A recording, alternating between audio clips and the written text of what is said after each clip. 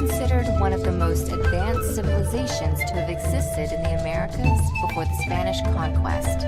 But who exactly were the ancient Maya people, and what led to the collapse of their civilization?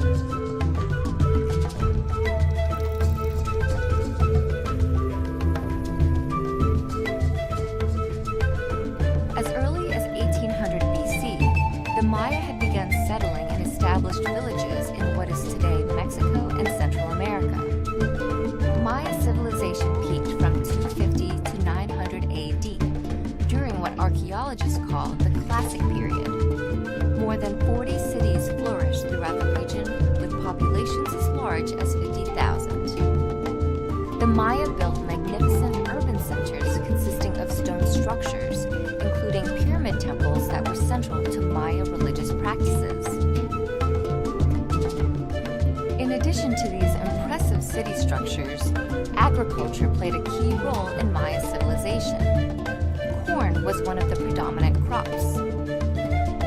The Maya creation story tells of nature gods, the basis of Maya religion, who created humans out of yellow and white corn.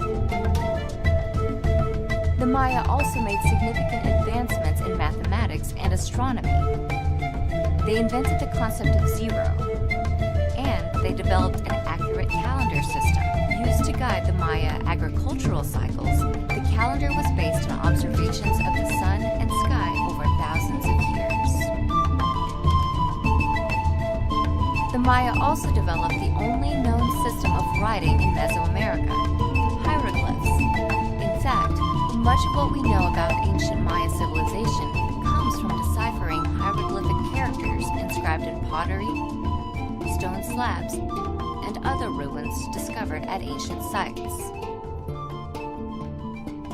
Hieroglyphs have revealed that, despite the Maya's ingenuity and agrarian lifestyle, conflict was prevalent among some Maya city-states as they battled for control of the region. Throughout much of the Classic period, the city-state of Tikal, located in modern-day Guatemala, reigned as the closest thing to an empire in Maya history. But for a period of roughly 130 years, the Tikal people were overtaken through force and diplomacy by the Kanul, a rival kingdom. Toward the end of the Classic period, around 900 AD, most Maya cities had collapsed.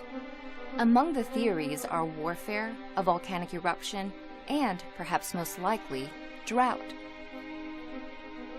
However, archaeologists still debate why, as new evidence continues to emerge.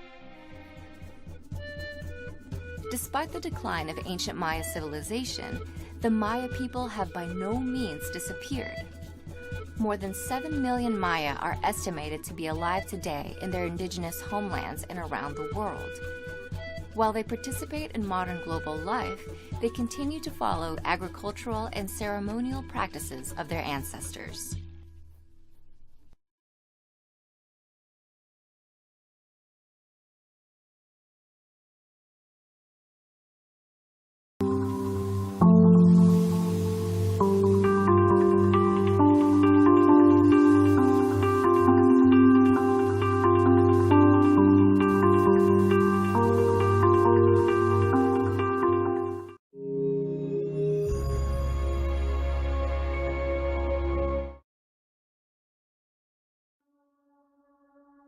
This is a rendering of a human sacrifice being conducted by a 15th century Aztec priest. And if you're wondering whether the heart was still beating when they yanked it out of the victim's chest, the answer is yes. I wouldn't want to be the victim of a priest who was just learning how to do this, because I'm sure it took an awful long time for that person to die. But once the priest got pretty good, I imagine they probably went in and got the heart out in 30 seconds. Aztec culture involved human sacrifice. Evidence indicates the Aztecs may have been murdering as many as 20,000 victims a year. I think the Aztecs had a terrific understanding of human anatomy. When they decided to sacrifice their victims, they knew it was going to be a lot easier to get into the chest cavity by making a hole in the abdominal wall and getting at the heart than trying to get through the breastplate, the sternum, and the ribs, which were very difficult to saw through. the victims were held down by 4 people, and the priest would take a knife while the victim was still alive, plunge it right into the abdomen, rip open the abdomen with the knife. They made a hole big enough to get their arm in, put their arm in, pierce through the diaphragm, pushing their hand up into the chest. And the heart is the only thing in the chest that's going to be going like this, and beating. It feels different than the surrounding tissue. The average adult human's heart is around the size of a small grapefruit and pretty much weighs around the same and has that kind of feel in your hand. So the priest would reach around until he felt the beating heart, grab onto it, and then just pull for all he was worth until he yanked it off its attachments.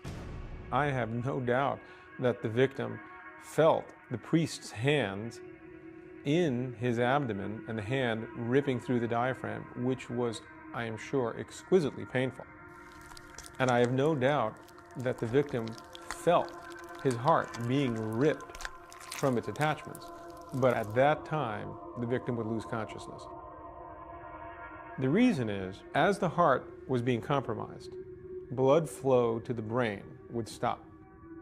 The brain just doesn't have the capacity to maintain consciousness without that blood flow.